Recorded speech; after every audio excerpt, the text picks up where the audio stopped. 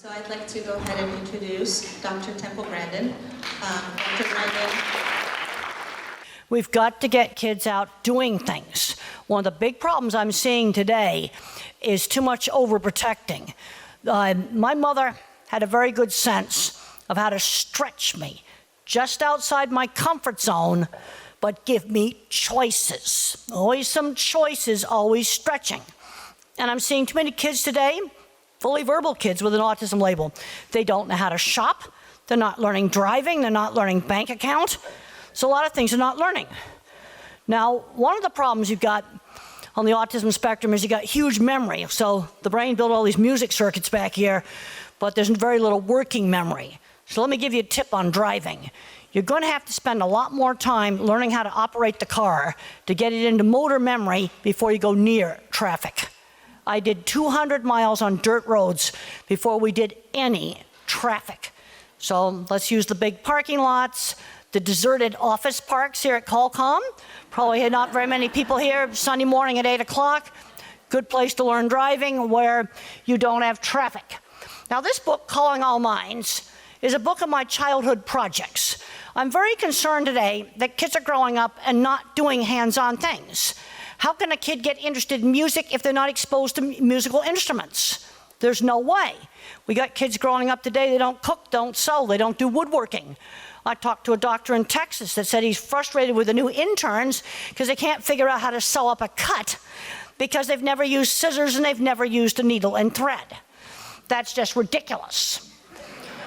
And the thing I've learned is I'm traveling back and forth between the silos. I gave a talk at Apple just a week ago. I've done talks at Cape Kennedy. I've worked for years on my cattle stuff. I've worked for every major meat company with skilled tradespeople on building the things that I've designed. And maybe the right stuff went to the moon, but the misfits and the geeks, they built the stuff.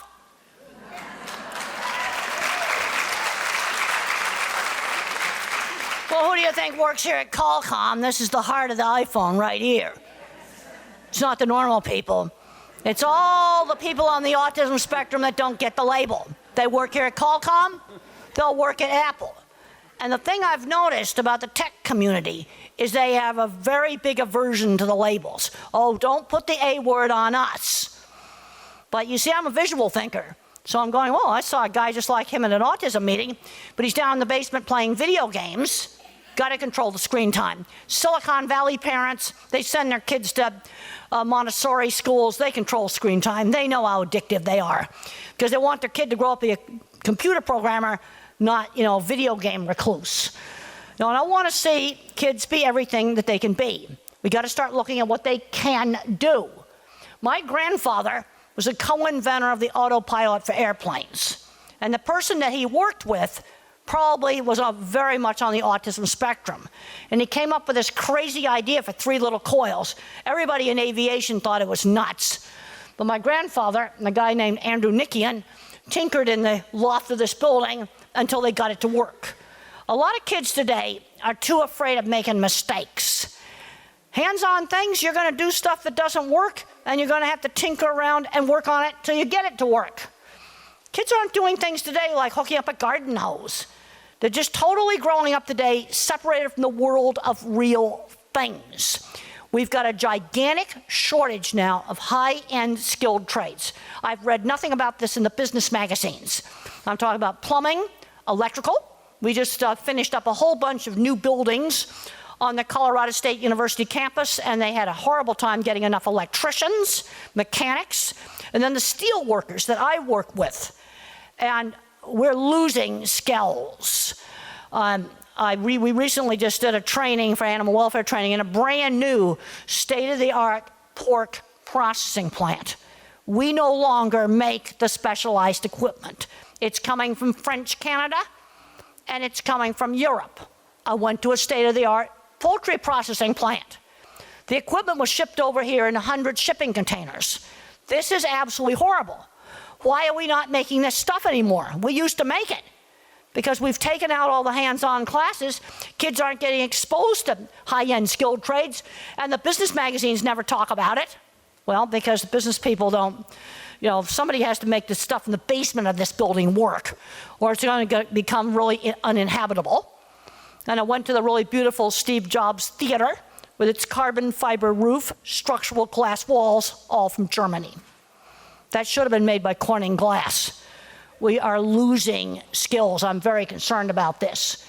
We got to get kids doing all kinds of hands-on things. Tools. We got kids growing up today that never use tools. Musical instruments. Art. Kids aren't getting exposed to enough stuff to figure out what they might want to do. I like this kindergarten in Missouri. They got kids building robots at a young age. And that's one of my drawings. So when you're weird, how did I sell my work? I had no speech until age 4. I was severely autistic as a little kid, had all the standard, really good speech therapy. The way I sold jobs, and this is the drawing that I sent to Mr. Fielding of Cargill back in 1987 to sell him on having me design the front end of every Cargill plant in North America. You show the work, show off the work. Never said anything about autism, just showing off the work. Okay, tonight, concert, we're going to be showing off the things that people can do. So why do I have it marked on there that you have to touch to perceive? Well, I noticed a strange thing happen. I watched the industry switch from hand drafting to computerized drafting. That would have been in the mid-90s. We started getting very strange mistakes on drawings. Things like the center of the circle wasn't in the center of the circle. And in every single case, that drawing had been made by a person who learned how to computer draft, but they'd never built anything, and they had never drawn by hand. They had absolutely not done any hands-on things. You got to touch to perceive.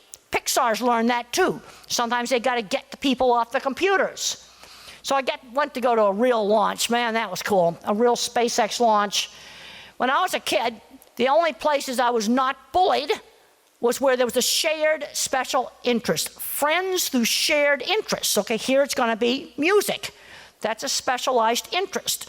Also today in the hotel, there happened to be a piano in the lobby, and 2 people were playing the piano together. And one kid discovered music because it happened to be in the lobby of a hotel that had a piano in it, and he sat down next to somebody else and started playing music. Sometimes you never know where the door is going to be. And oftentimes, people don't see the door. There's a scene in the HBO movie Temple Grandin where I go up and I get the editor's card. This is the editor for our State Farm magazine. And I realized that if I wrote for this magazine, I could really go places. And I saw that door. Most people don't see the door. And model rockets, that was another one of my favorite things. And we had to build our own rockets. I had friends do that, friends who horseback riding. I also learned how to work by running our school's horse barn.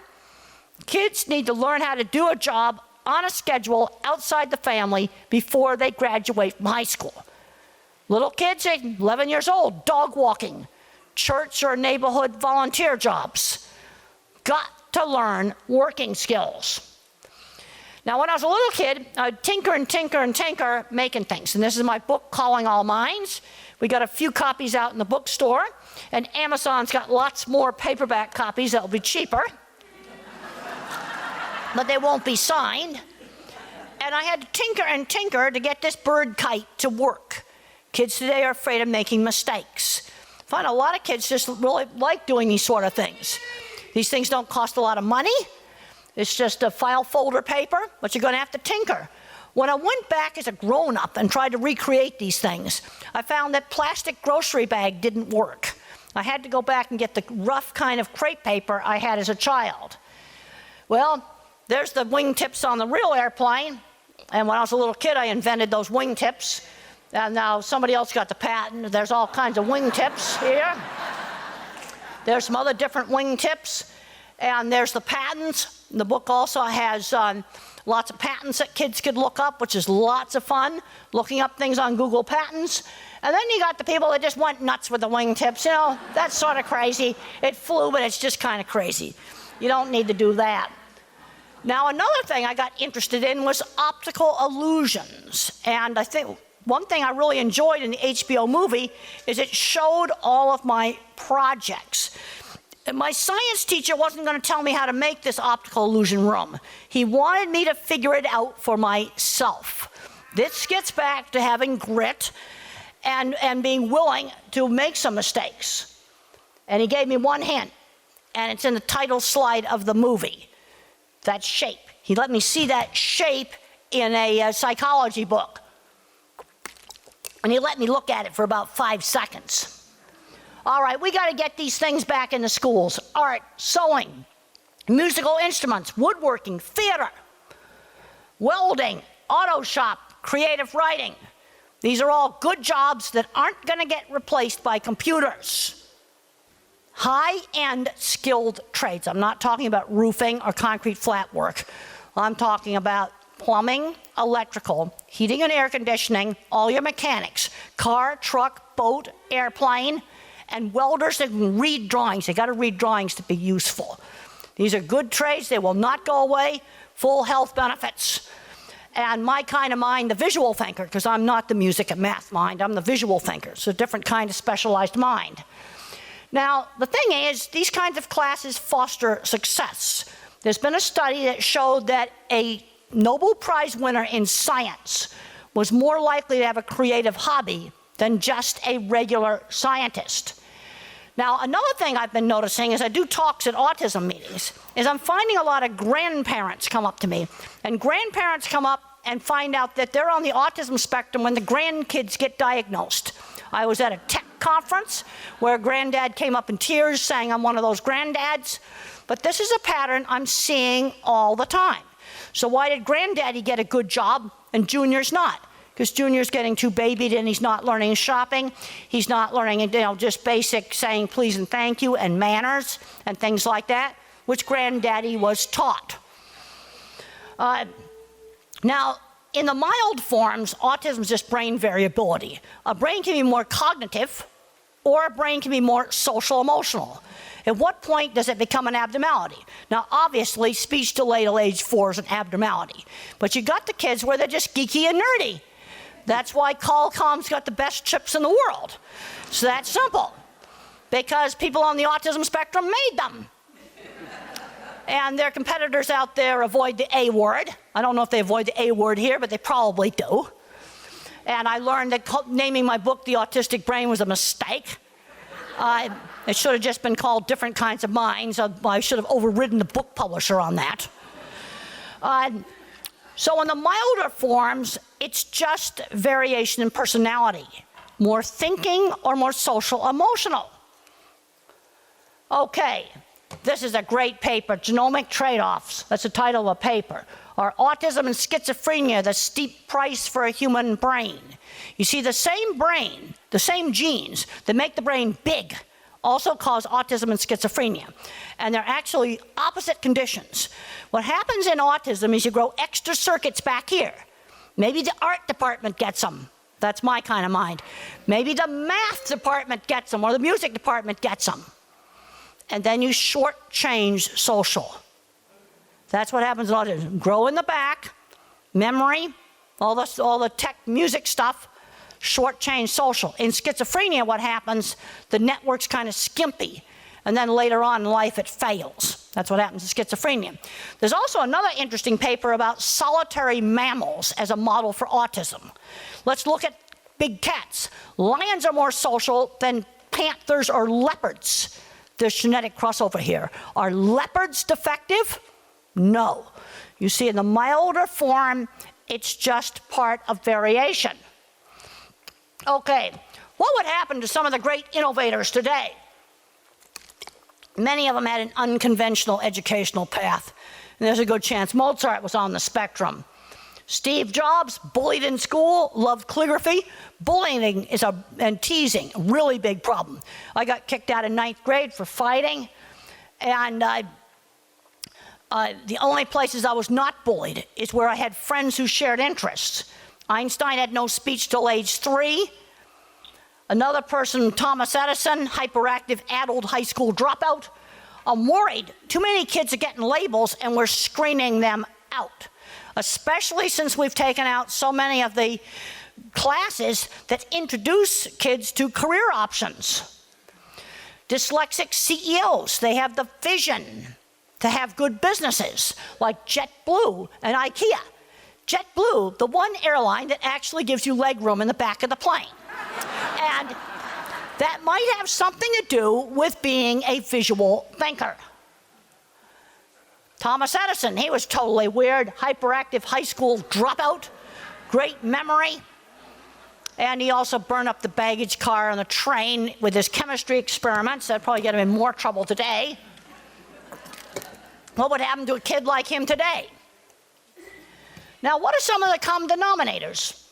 You got to grow up with lots of exposure to resources. If kids that are musically inclined are not exposed to music, they're not going to learn it. Or you got a little third grader and he's good at math, then give him the math books. I can't do algebra, but I know how to find linear algebra, quantum computing.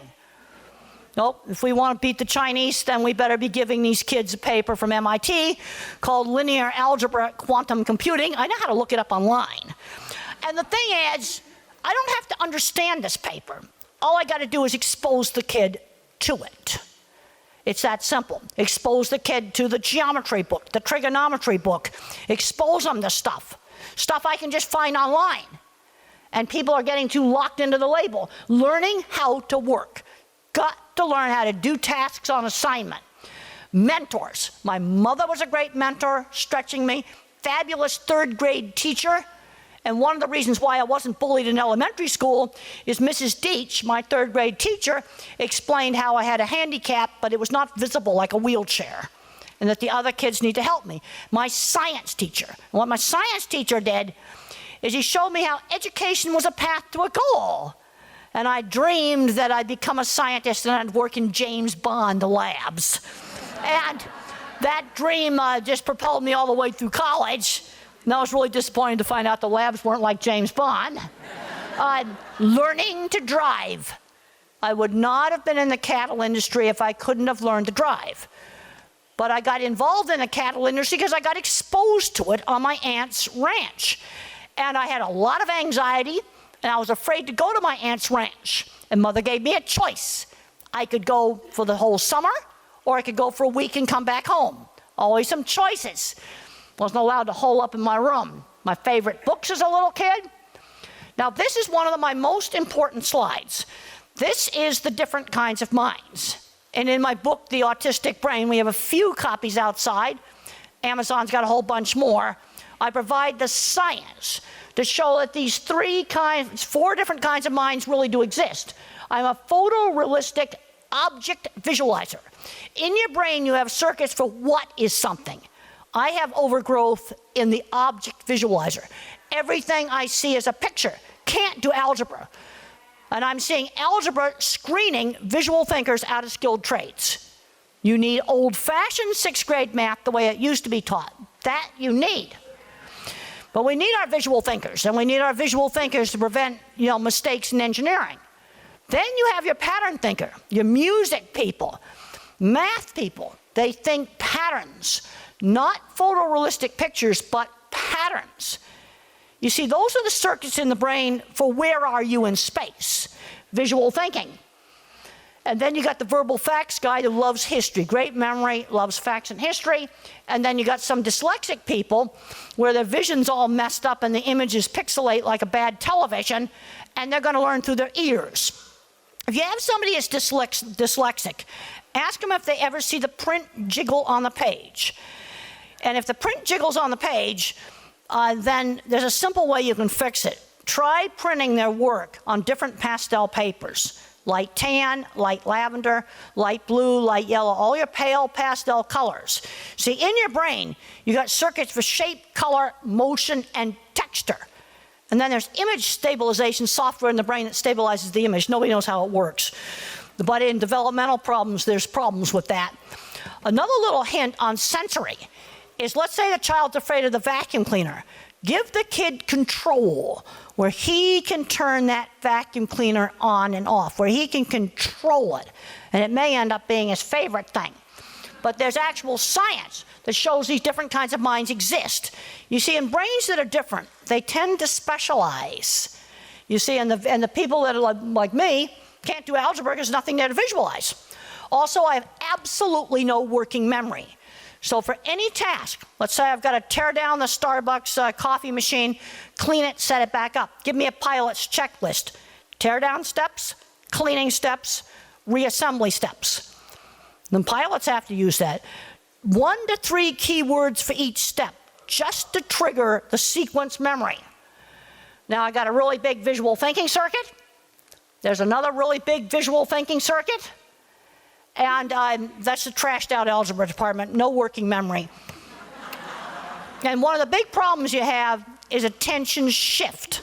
And there's some nonverbal individuals great at music and they can read, but they can't attention shift. So for a communication device, why don't you try text messaging on a tablet? Because when you type on that virtual keyboard, that print appears next to the keyboard. That gets rid of attention shift. I do a lot of talks in low-income areas, so I can't tell them about the $700 thing. I'm going to tell them about the thing they can find for free if they just look around. This is what Thomas Edison had to say about mathematics. I'm not a mathematician. I can always hire a mathematician. They can't hire me. And there's my book, The Autistic Brain. You also might be interested in seeing what others cannot see. Got a few copies out in the book table. They'll probably be gone. But I'll sign some pictures, and these books are available on Amazon. And this gives you the science that what I'm telling you about the different kinds of minds is not a bunch of hooey. It really is true. There's a lot of schools today are really into evidence-based. Well, I can give you evidence-based on this. All right, now I'm going to show you why you need visual thinkers. This is a question that used to be asked to freshman engineering students at Texas A&M University. So a Boeing engineer comes in and tells the students that while a plane's being built, a big toolbox, a real heavy one, gets dropped right on the wing because off a crane, like 20 feet down on a crane, bam, big Craftsman toolbox. Well, the engineers do the math, and they find it stressed close to the critical limit, but it still passes. Don't overthink this one. What do you do? I'll tell you what you do. You throw the part away. You don't take a chance on that. You want to fly on the plane with a stressed wing? I don't. You throw the part away. And now I'm visualizing destroying that part because I want to make sure it doesn't get used. If it's a major part of the wing, I'm going to have to run over it with heavy equipment. But I want to make sure that part's not reused, so I'm going to smash it up enough so it can't be reused, or I'm going to escort it out the gate to the junkyard. I've got to get rid of that part. We need visual thinkers to prevent messes like Fukushima. I couldn't believe it when I found out why that happened. It's not a very good idea when you live next to the sea to put your super important emergency cooling pump in a non-waterproof basement, especially when it's run with electricity. Watertight doors would have saved it. Now we look at the whole Boeing mess. Some of this was a visual thinking mistake. Engineers calculate risk. Visual thinkers see risk. Like I could see water going into the basement. Or if there was a laptop up here, which there isn't, I wouldn't put the drink next to it because I can see it going onto the computer. But I can also see solutions to problems.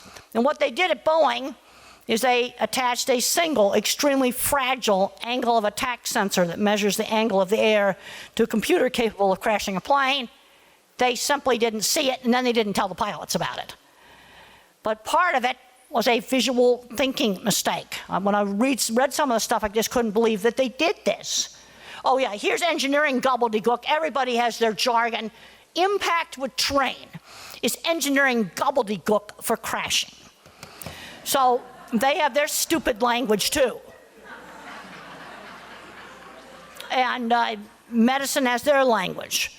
And people get locked into their language. And that term, possible impact with train, was actually in the FFA emergency directive that was put out after the first Lion Air crash.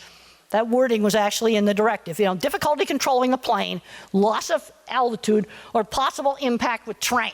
I'm going, I don't want impact with train when I'm flying. Okay. Steve Jobs loved calligraphy. He was not an engineer. And a thing we need to be thinking about, the connection between Steve Jobs and so-called useless humanity programs such as calligraphy should not be ignored. These things are important. We need visual thinkers in science. See, when I write up the methods section for an experiment, I visualize it.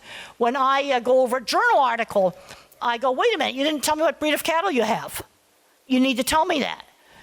I look at the methods, because slight differences in the methods can change how an experiment comes out. Like, for example, if I shake my cancer cells really hard, I might get a different result than if I just gently stir them up. I love this Marine Innovation Boot Camp. This is where visual thinkers excel. And what they got to do in Marine Innovation Boot Camp is like make a vehicle out of a bunch of junk on the base. And the PhD engineers don't know where to start. And the truck mechanics, the visual thinkers, they figure it out. But now we've got kids that aren't allowed to go into truck mechanics because they can't do algebra. That's totally ridiculous. So how did I get through college without knowing algebra? Thank goodness, in '67, finite math, which was probability, matrices, and statistics, was the required class. With tutoring, I got through it. But I'm seeing kids right now that can't go anywhere because of algebra. So what do? I talked to one parent down in the southeast, and I said, you see that Amazon warehouse that's down the street that you drive by all the time? It's a door. Go in there, learn every job on that floor, work your hindy off, and when things start breaking, you fix it. I have seen people go into the meat industry, straight out of the trailer park, get a job on the floor, which I don't like, but they learn a bunch of different jobs, and then 10 years later, they're running the project for building the huge new plant addition. I have seen that. That's how you get around it. Well, the thing is, people often have uneven skills. Like in Grace Murray Hopper, she was brilliant in math and she couldn't do Latin. Uneven skills. A lot of individuals that are really smart at something, we got to be working on building up the strengths. Stephen Hawking, he had to do all his math in his head. You can find the Stephen Hawking math online for free. Maybe you got a third grader who might want to play around with Penrose geometry. The stuff's all free. The thing about the little math geniuses, and that goes together with music, you don't have to understand this stuff. All the teacher has to do is show it to the kids. I read that book, Educated, about the family that kind of lived off the grid, and the brother in that book, I'm pretty sure, was on the autism spectrum. You know what saved him? 4 math books given to him in elementary school. Algebra, geometry, calculus, and trig. Okay, math books, they're easy to find. I want the old math books that teach math the old-fashioned way. Now, that's the sort of thing where you just expose the kid to those books. Does that bug bite? That's an easy thing to do. And you can find mathematical patterns in nature. This is stuff I can look up online for free. Look up math stuff on Google Images. Boy, you look it up on Google Images, you will find cool math stuff that you won't find on just regular word Google. Quasi-crystalline graphene. Oh, tomorrow it's going to be material science. Yeah, we're losing it. The Germans can beat us on carbon fiber roofs. Yep, the Steve Jobs Theater was beautiful. And you know what I did? I stood in the middle of it, and it's a big echo chamber, and I screamed, "We don't make it anymore." And the whole building's vibrating and shaking as I'm doing this. And then as far as the poultry processing plant, the chicken processing plant, the problem is, if I've got my animal welfare hat on, I'm going to have to recommend that European equipment. I have to. It's the best. My education hat's screaming and crying, and my animal welfare hat's jumping up and down with joy. It's not a good situation to be in. Now, let's get into the high school science and nature magazines. This is really fun stuff. This is the hot stuff right here. It's all patterns, all pure patterns. I'm amazed at the pattern stuff I'm finding now when I read about materials science. Beautiful geometric patterns. They look like the old stained glass windows on the Notre Dame Cathedral, but they're material science, man-made patterns. Fractals, all kinds of math here. Snowflakes. Now, I love what Stephen Hawking had to say about disability right before he died. Concentrate on the things your disability doesn't prevent you from doing well. Now, it's quoted in the BBC and the New York Times. That's the attitude that we need to be having. You know, there's a lot of interest right now about identity. College professor, animal behavior specialist, that's my primary identity. Autism is an important part of who I am, and I wouldn't want to change the way I think. But it's not primary identity. I'm seeing too many kids where it's totally becoming their primary identity. There's scenes in the movie where they slam down in deodorant and they say, "You stink, use it." And they went and the secretaries had me go out and get new clothes. That happened. And then I had a disability person at a major company say to me, "Well, we can't tell them to clean up." I said, "Yes, I can. I'll take him in one of your little white cubicle conference rooms, and I'm going to shut the door, and I'm going to tell him in private he needs to clean it up." Yeah, rude, filthy, and dirty? No, we don't have to tolerate that. Okay, another thing that Stephen Hawking could do well is float around in the weightless plane. Now, visual thinkers, artificial intelligence, people with ADHD and dyslexia, we're bottom-up thinkers. Concepts are formed with specific examples. This is really important in teaching these kids. If you want to teach a kid what up, down, in, on, those kind of position words mean, you're going to have to give them lots of different specific examples, such as you went up the stairs, the plane went up in the air, I climbed up a mountain, the kite's up in the air. Give them different examples for each position word. So how do I learn things like not just the good and bad, like gradations of good and bad, specific examples? Okay, Mother Teresa might be the pinnacle of good. Okay, I returned 2 wallets that I found at the airport. Just not Mother Teresa, but it's good.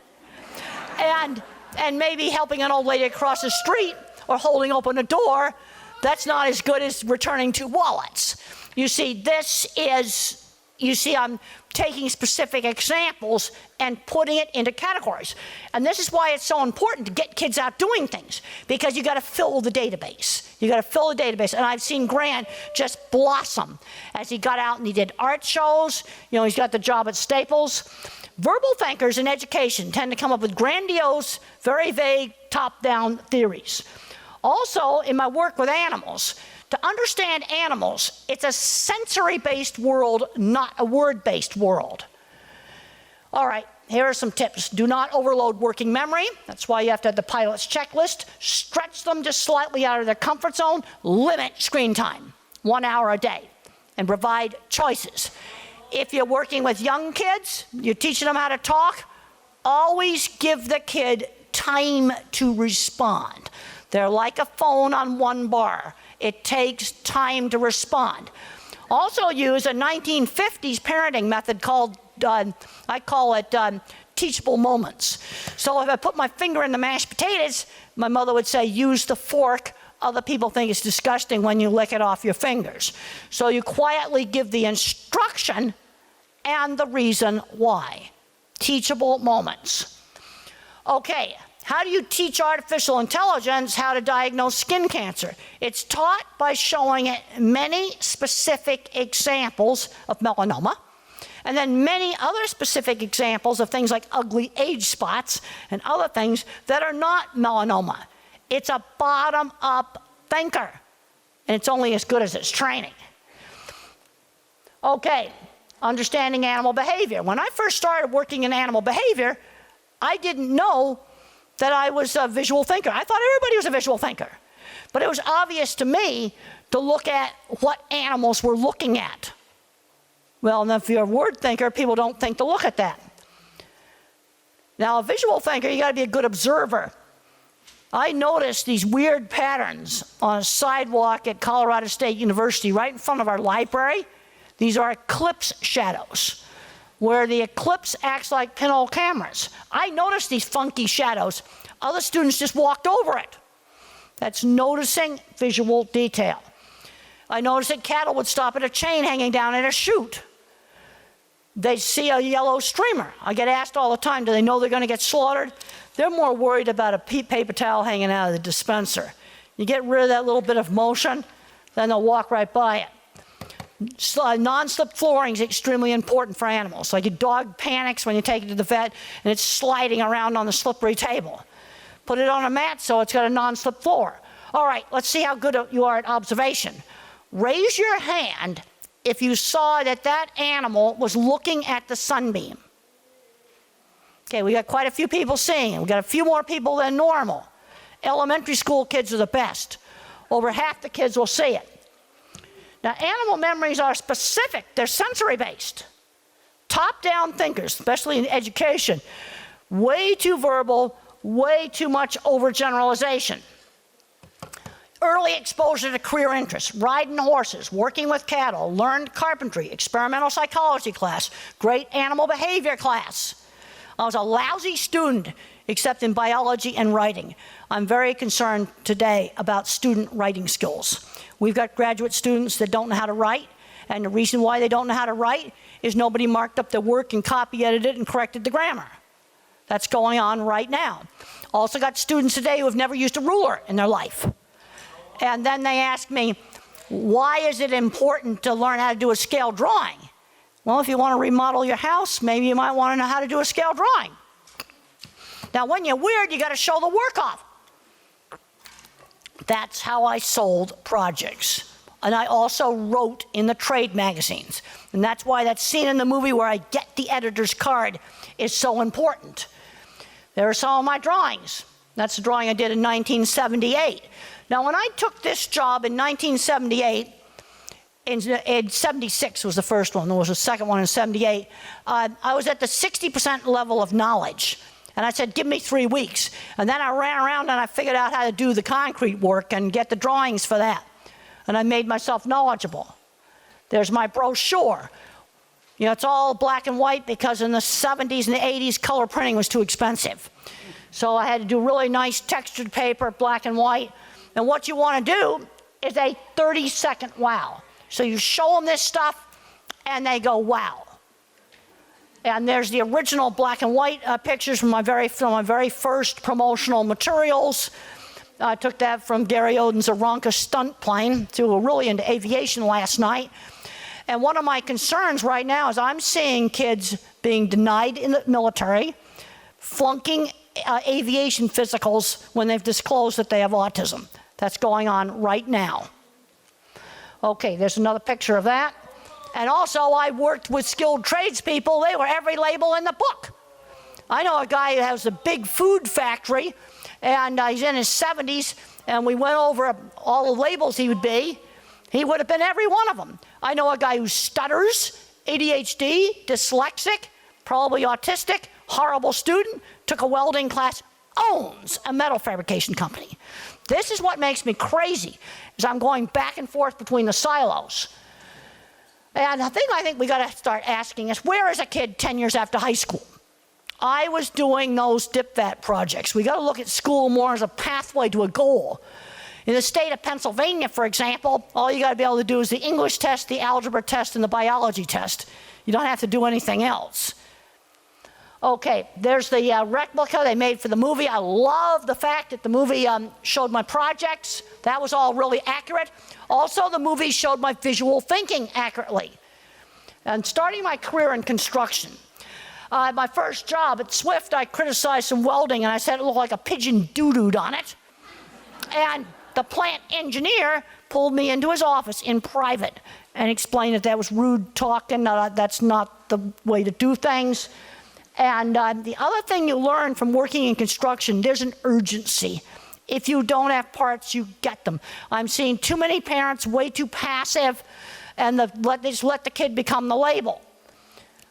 And I think we'll end on this slide. Who builds big, complicated food factories? Visual thinkers, my department, we lay out the whole plant. And the millwrights, those are the steel workers, they do all the really clever equipment, all kinds of conveyors and stuff that we're not doing anymore. Now, the engineers at the formal degrees, we still have them.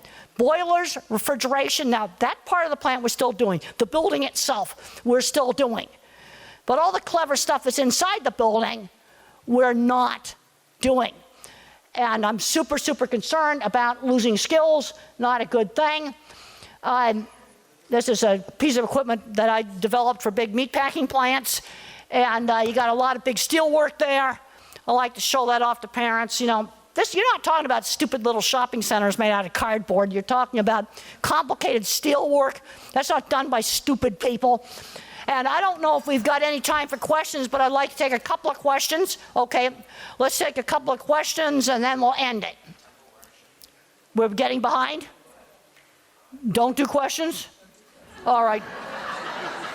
All right, I'm going to be around. I'm going to be around all today. I'll be around here tonight, and I've got a few books there to sign, and I just want to thank everybody for coming. Thank you.